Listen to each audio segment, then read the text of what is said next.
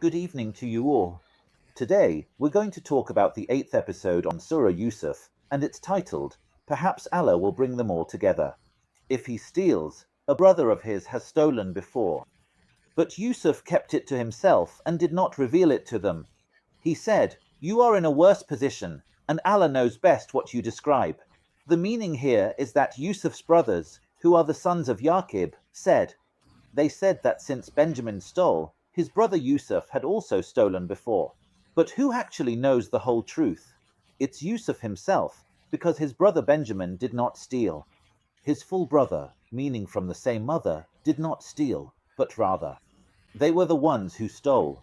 They stole Yusuf and threw him where? Into the well. The important thing is that Yusuf kept it to himself. He took it to heart. He kept their words to himself. He kept this inside himself.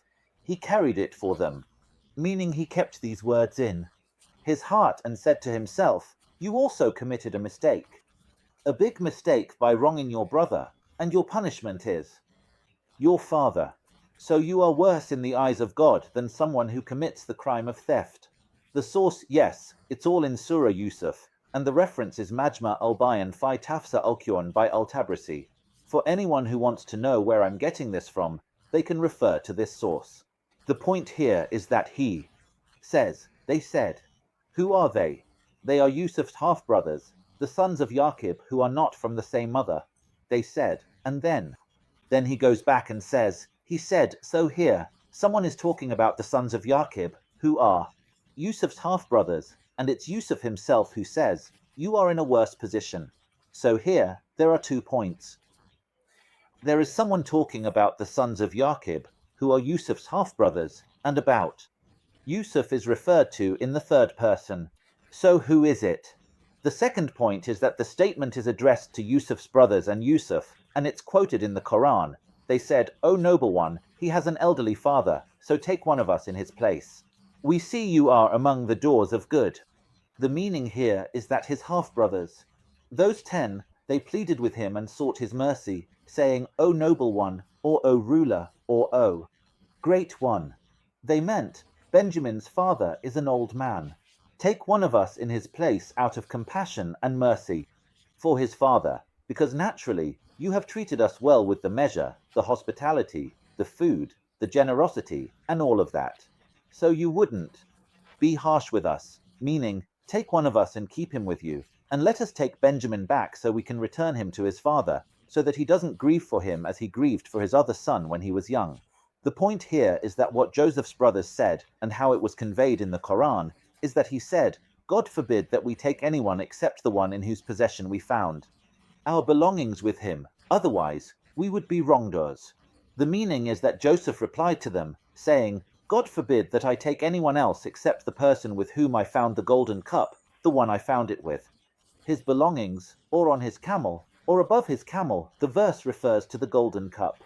And if I did that, if I replaced one person with another, if I took someone else from you and gave you back Benjamin to return to your father, if I did that, I would be among the wrongdoers, because I would have wronged a person who did not steal anything. The point to note here is the word he said. This means the statement is from Joseph, and its narration is in the Quran. Pay attention, the conversation here. And the exchange is a back and forth between Joseph and his brothers, without any intervention from God at all. God has not said anything up to this point. So when they despaired of him, they withdrew to confer privately. Their eldest said, Do you not know that your father has taken a solemn pledge from you before God? From you in the name of God, and before that, you failed in your duty regarding Joseph. So I will not leave this land until my father permits me or God judges for me, and he is the best of judges. The meaning here is that when Joseph's brothers lost hope in his response, he refused. They said to him, Take one of us and give us back Benjamin so we can return to our father, so he won't be even more saddened. Because before this, he lost Joseph and has been crying for him until today. So if we go back without Benjamin, what will happen? He'll die from grief. So the important thing is, Joseph completely refused. So what did they do? They went off together to a corner, away from everyone, and gathered together to discuss how they could return to their beloved father, to go back to their father without their youngest brother Benjamin. Anyway, one of them, some say it was Reuben, some say Simeon, and some say Judah, something like that, started telling the others, "Your father made you solemnly swear an oath not to take Benjamin with you, under any circumstances, unless you promised to bring him back. He told you, you will take him with you to Egypt, to the mighty ruler of Egypt, Joseph." Right. Of course, they didn't know that he was Joseph or anything, just that he was the mighty ruler of Egypt, and that they needed to bring him to get food. Yeah, so we'll take him with us, and we promise to bring him back unless we all die. And then he kept saying, he also told them, "Don't forget that you were careless before. With Joseph, you said, 'Let us take Joseph so we can race and play together,' and all that, and you broke the promise and came back without the boy. The important thing is," he told them, "I will not leave Egypt until my father allows me to return or God decides for me. Meaning, I won't come back without my brother. It's one of two things. Either my father finds out and tells us to return without Benjamin, or he learns about the situation we're in.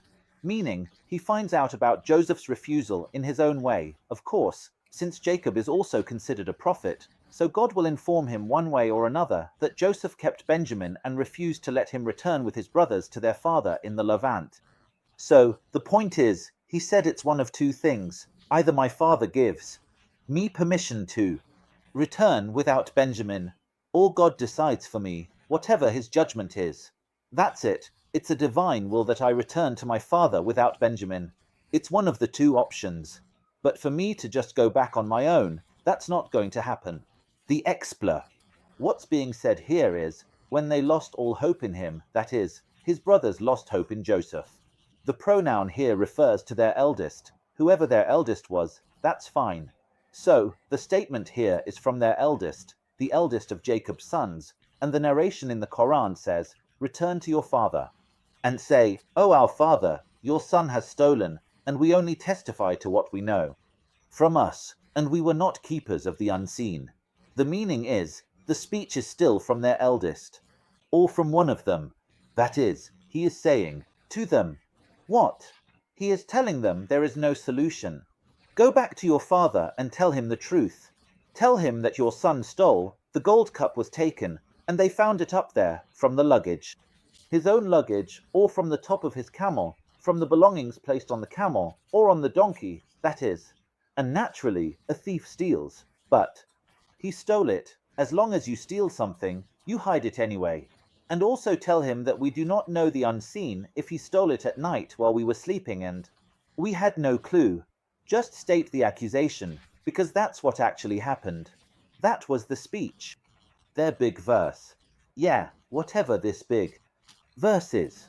The point here is that the matter or the conversation is still ongoing. Go back to your father.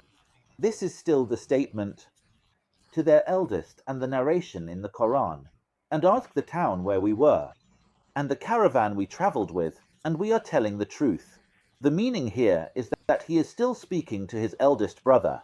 He is telling them, we will say to him, "O our father, ask the people of Egypt about the story we are telling you. You are not there. That Benjamin stole a golden cup, and the ruler of Egypt made him a slave, took him as a servant for a year because of his theft. And not just that. And ask the caravan we came with, because they were not just returning by themselves. They were returning as part of a caravan that had also bought goods from Egypt and was heading back, so they were coming back with them." So the story was circulating even among the people who they were coming back with them, and they told him, "We are telling you the truth about what we have told you." The note here is that these words are from the sons of Jacob and are being relayed in the Quran. He said, "No, your souls have enticed you to something, so patience is beautiful. Perhaps Allah will bring them all back to me. Indeed, he is the all-knowing, the all-wise." The meaning here is that when they reached their father, they returned and told him the story. And they told him that Benjamin was the one who stole the golden cup. They said this to him, but Jacob's reaction to his sons was as follows. He said to them, "It seems to me that your own souls have enticed you to do something. I suspect that you have played a trick on me, but I will be patient. Perhaps Allah will bring them all back to me." Both of them, Yusuf and Benjamin, The point to note here is that it says he said, meaning Jacob said. So, someone is talking about Jacob in the third person. That's the first point, and the second point is the narration about Jacob and its transmission to the Quran. He turned away from them and said, "Oh, my sorrow for Yusuf," and it began. His eyes became white from grief, for he was suppressing his sorrow. The meaning here is that after he said those two things to them and told them, "You're coming to put on an act for me, and you yourselves let your souls convince you to get rid of your other brother. And this talk, I do not accept it," and he turned away from them. He was very sad and said, "Oh, my sorrow for Yusuf." Of course, he remembered his older son, his youngest son, who had disappeared suddenly 40 years ago, and his eyes went blind from grief and crying. The nuance here, it is the very words of Jacob and their transmission in the Quran. They said, "By God, you will not stop remembering Yusuf until you waste away or become among the perished." The meaning is that his sons replied to him and said, "You are still remembering Yusuf like this after 40 years. You are going to lose your mind or even die." The point here is that the statement is from the sons of Jacob and its transmission to the Quran. He said, "I only complain of my suffering and my grief to God, and I know from God what you do not know." No. The meaning here is that Jacob answered them when they said to him, "Are you still thinking about Joseph? If you keep this up, you'll either lose your mind or die." He told them, "I complain of my sorrow in the darkness of the night to God, not to you. I am not complaining to you, I am complaining to God. And I know the truth of Joseph's dream, that he is alive, and that you will one day bow down to him." The question here is, he says, "I complain of my anguish and sorrow to God." Okay, I want to understand something. Does I complain mean, should it be I complain of my sorrow or I express my sorrow? Because complain in this context means to express. Complaint itself is a kind of expression, an outpouring of sorrow. Because to express is simply to send out, just a transmission. But how does he complain of the expression? I don't get it. How is he complaining about the expression itself? This part.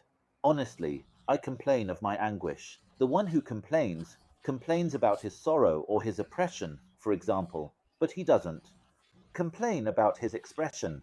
The point here is that he says, he said, meaning Jacob said. The other point. Also, there are those who talk about Jacob in the third person. The second point is that the statement here is attributed to Jacob, but it's being relayed in the Quran. "O my sons, go and search for Joseph and his brother, and do not despair of the mercy of Allah. Indeed, none despairs of the mercy of Allah except the disbelieving people." The meaning here is that when Jacob's sons reached their father and told him what happened while they were telling him about Benjamin, and that the king or the Aziz of Egypt kept him with him because he stole the cup and so on, and in the middle of the conversation, they told him that this king or this Aziz has a lot of wealth, is very well off, and is extremely generous, they kept describing him. So their father said to them, "Maybe he is actually Joseph himself. Go to him, go again, return again. Egypt, and keep track of his news, and keep track of his brother Benjamin, the one they detained, and look into the name of the king of Egypt and his religion. Maybe the one who imprisoned Benjamin is actually Joseph himself, and he's the one who put the cup in his bag, in his belongings, on top of the camel, so he could keep him with him as an excuse. One of Joseph's excuses, so he could find a way to keep his brother with him, his brother from the same mother. So don't despair of God's mercy, and no one despairs of God's mercy except, what's the verse? Except the disbelieving people, who neither hope for God in hardship nor thank him in times of ease. Go, I have my doubts that this is Joseph, and that he kept Benjamin under the pretense of theft, so that he could keep him with him." The question here, really, is, look, what is the spelling of the word teasor, you despair? And look at the word wayayas, he despairs. How is it spelled? Should teasor be written like this, or should it be written like the one down here in this other color, and the word wayayas as well? Is it going to be like this, or will it be as we always know it, in this form? That was a simple question about the matter of Quranic orthography. That's one point. The second point Notice that the conversation here is still directed to Jacob. He says to them, "O my sons." So the speech here is from Jacob, and then the narration moves to the Quran. So when they entered upon him, they said, "O noble one, hardship has touched us and our family, and we have come with poor merchandise, so give us full measure and be charitable to us. Indeed, Allah rewards the charitable." The meaning here is that Jacob's sons didn't waste any time after their father told them. He told them, "Go back to Egypt and try your luck. Maybe the king is actually the same, Joseph, and maybe he's the one who came up with that whole scheme about the theft with his brother Ben. Yamin, so he could keep him with him." They really pulled themselves together, went back, and approached Joseph there, saying, "Your Majesty, the famine has struck our land and we've used up all the food supplies we had. So give us more food and be charitable to us, and let our brother return with us, do us a favor, for God rewards the charitable. Be charitable to us, for God rewards those who give charity. And this is a letter from our father to you, asking and pleading with you, a message, a letter. A letter pleading with you to let Benjamin return with us again." So Joseph took the letter, kissed it, touched it to his eyes, and wept. He sobbed, meaning he sighed deeply in his crying until his tears soaked his shirt. When they told him, "This is a letter from your father," he took the letter, touched it to his eyes, and kept crying until his tears fell onto his clothes. The point being made here is that the statement to the sons. Yaqub was the father of Yusuf's half-brothers, and this is what the Quran conveys. Thank you very much, and I'll see you in the next episode.